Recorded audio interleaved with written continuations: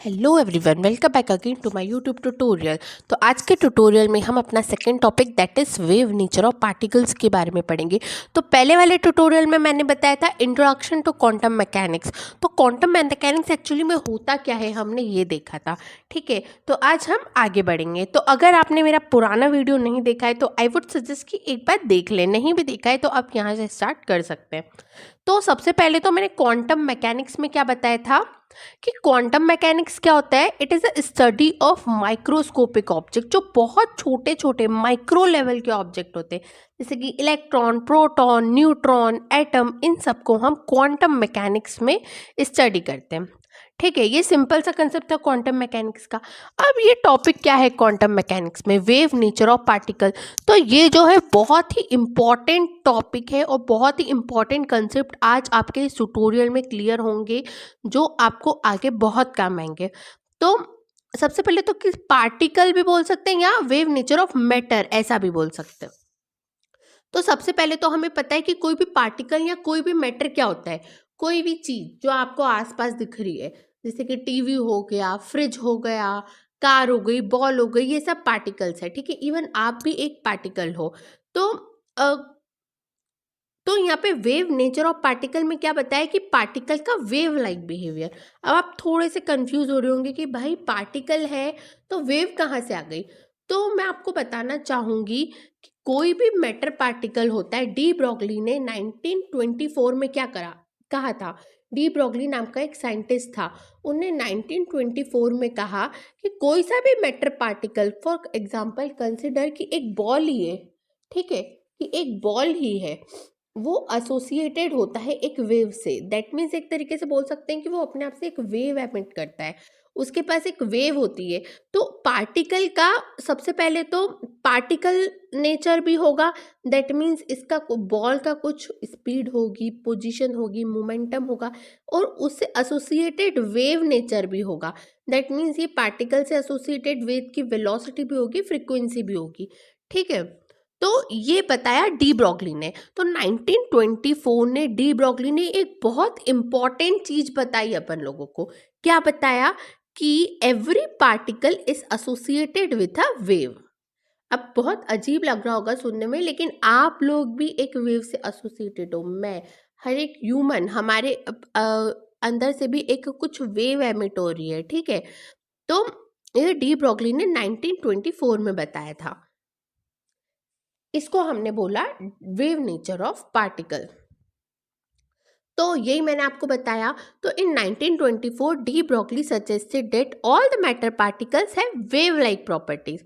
तो सारे matter particles में वेव लाइक प्रॉपर्टीज होगी।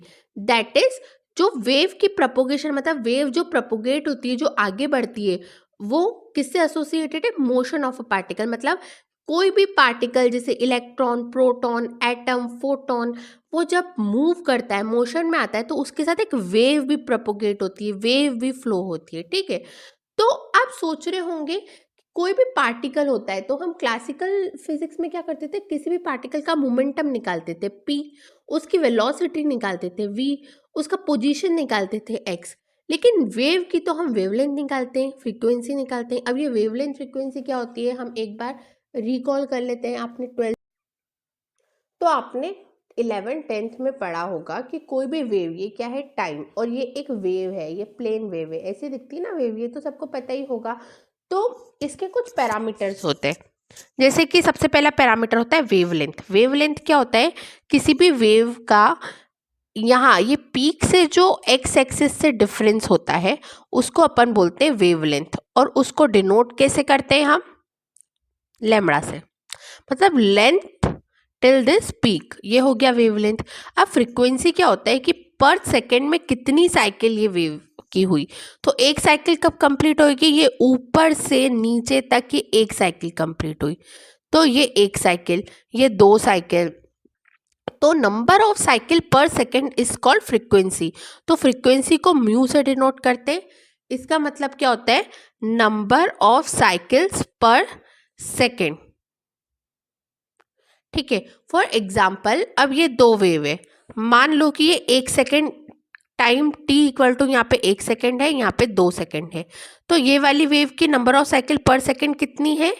1 साइकिल, 2 साइकिल, ठीक है। और ये कोई दूसरी वेव है, मान लो कि ये 1 सेकेंड और ये 2 सेकेंड, तो इसकी नंबर ऑफ साइकिल पर सेकेंड तक फ्रीक्वेंसी कितनी है? ये 1, ये 2। तो 1 सेकेंड में ये कितनी साइकिल्स चल रहा है? 2, तो इसकी फ्रीक्वेंसी हुई 2। और इस वेव की फ्रीक्वेंसी कितनी हुई? इस वेव की फ्रीक्वेंसी हुई 1, ठीक है। तो वेवलेंथ और फ्रीक्वेंसी के बारे में आपको पता लग गया। अब अपन पढ़ लेते हैं कि डी ब्रोगली थ्योरम के बारे में। तो डी ब्रोगली ने क्या बताया? डी ब्रोगली ने सबसे पहले बताया कि हर एक मैटर पार्टिकल एक वेव से एसोसिएटेड होगा। तो भाई उसको एक फॉर्मूला भी देना पड़ेगा जो वेव की प्रॉपर्टीज को ये अपना मैटर की प्रॉपर्टी से जोड़े। तो डी ब्रोगली ने क्या बोला कि वेवलेंथ और मोमेंटम इस रिलेशन से एसोसिएटेड होगा। Lambda that is wavelength equal to h by p। यहाँ पे लैम्बडा क्या है? डी ब्रोगली वेवलेंथ, या वो मैटर पार्टिकल से एसोसिएटेड जो वेव है उसकी वेवलेंथ। h क्या है? प्लैंक्स कांस्टेंट की एक स्पेशल टाइप का कांस्टेंट होता है, दैट इज नंबर होता है। जैसे अपनी पाई होता है ना, पाई भी एक कांस्टेंट है, वैसे h भी एक कांस्टेंट है जिसकी वैल्यू है 6.626 इंटू 10⁻⁻34, ठीक है। और p क्या है? ये है मोमेंटम। मोमेंटम का फॉर्मूला आपने पता ही होगा, किसी भी पार्टिकल का मोमेंटम अपन क्लासिकल फिजिक्स में निकालते थे मास इनटू वेलोसिटी करके। तो डी ब्रोगली ने ये रिलेशन दिया lambda equal to h by p। इस कंसेप्ट को हमने क्या बोला? इस कंसेप्ट को हमने क्या बोला? De Broglie hypothesis. और इसकी हेल्प से बहुत सारे क्वेश्चंस, बहुत सारी चीज़ें सॉल्व होती है, ठीक है। और 1924 ने डी ब्रोगली ने ये पूरी रामायण बताई कि lambda equal to h by p होता है भैया, और हर एक मैटर एक वेव से एसोसिएटेड होगा।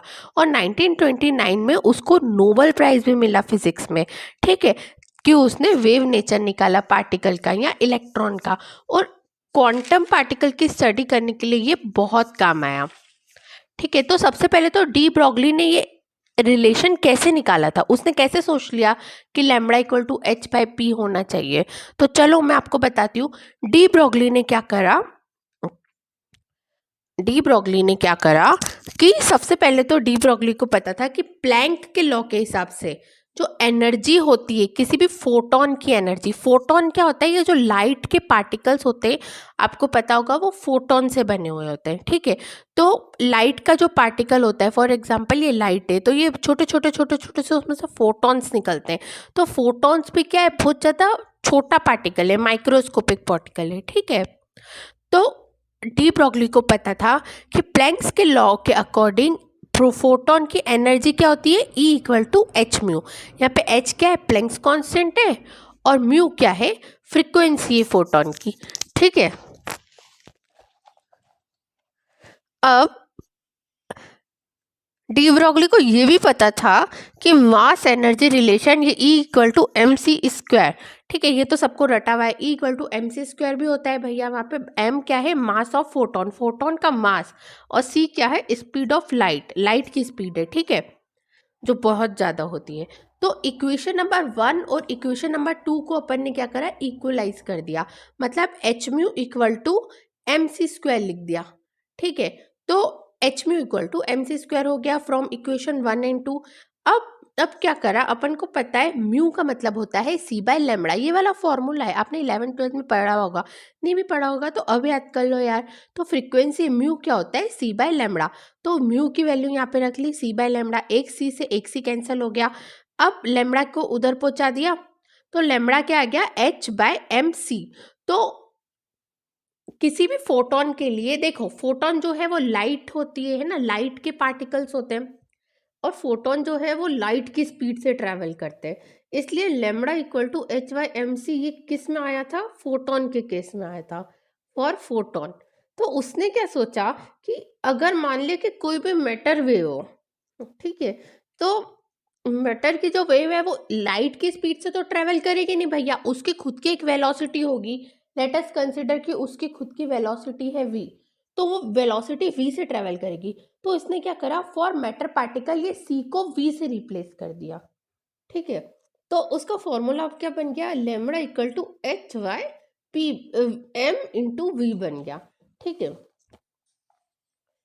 तो उसने जब c को v से रिप्लेस करा तो lambda equal to H by M into V आया। और m into V, mass into velocity क्या होता है, मोमेंटम, जिसको अपन p से डिनोट करते हैं, मैंने अभी आपको बताया।